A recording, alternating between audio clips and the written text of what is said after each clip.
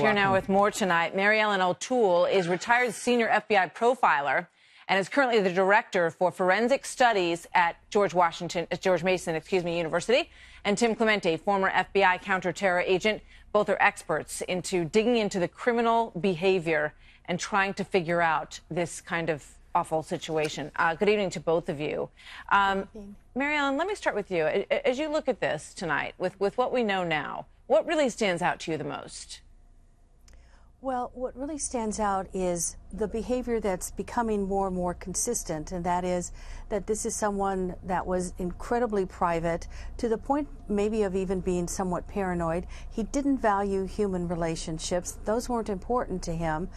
He was able to sustain his plan quietly for probably for a very long time, and at the very end of all of this, to suggest that he would have opened up this plan and brought somebody else in is inconsistent with what we've seen thus far. That's not to suggest, though, that he didn't physically need somebody else's help to move equipment from one location to another, but for him to open up this plan and everything that he intended to do, with as private as he was and as suspicious as he was of other people, it really just makes no sense. Yeah, I mean, that's a fascinating point. And it's possible that he just paid somebody. You know, if you help me move this stuff, and they didn't know what was in the boxes, or they didn't want to know what was in the boxes, but they were happy to take the money, that's a plausible explanation. Tim, you say that you really have to look at the last 11 months, that's the period during which he accumulated 33 of these weapons. So, I mean, obviously something happened, something snapped. This man had some reason why he wanted to accumulate these weapons and kill all of these innocent people that we just saw. Those months, what do you want to know? Well, Martha, it's clear that there was a plan in place. How long the plan was to do this act from a hotel room on a crowd of people is unknown. Hopefully we'll find that out. But clearly, since October of last year, he started amassing a large number of weapons, especially semi-automatic rifles, and a lot of ammunition for a particular act. This may not have been what he started out planning, but clearly it's what he did plan and execute. And it's a tragic, horrific event. And Mary Ellen just said that it doesn't make any sense, some of what we're trying to look for. This was what would clearly be defined as a senseless act. And so we can't always look for logic and sense in the behavior we're looking at. This individual was radicalized in some way. And when I say that, I don't mean necessarily a radical Islamist or radical leftist or anything like that. It's just that something turned him away from society to the point that he could look down at a crowd of people and see them merely as targets. And that's something that may have happened prior to October when he started amassing these weapons in 2016, or it may have been something that evolved very slowly over the last year or more than that period of time. Just sticking with you for a second, Tim, because I know you talked about this earlier. You do think that it's possible that he could have been radicalized by ISIS or some political belief or something that made him snap, something specific like that?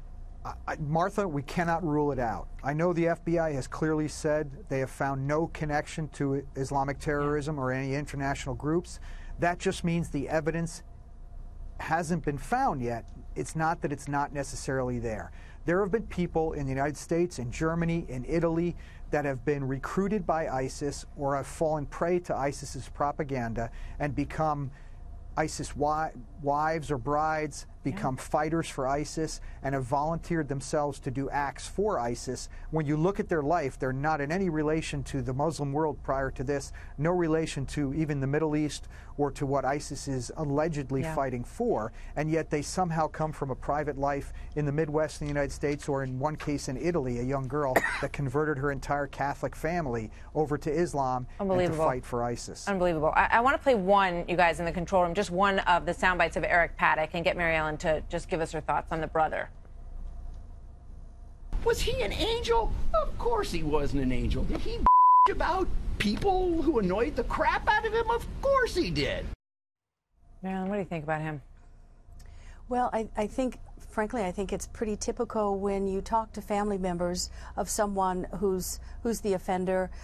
They see them through a very different lens than anybody else. And so as an investigator, you're trained to, to draw circles around people and say, this is the information that I expect to get from a family member, because they're very supportive of someone that they love, and they're very defensive about that person. So that's not at all unusual. That reaction is in fact pretty typical in other cases where the family member just really feels that strong bond. Yeah.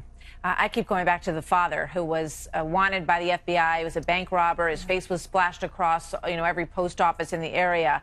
And I wonder if he sought that kind of bizarre, horrible notoriety that his father had through those crimes. But we keep digging at it. Thank you very much. Thanks to both of you. Good to see you tonight, Mary Ellen and Tim. You're welcome.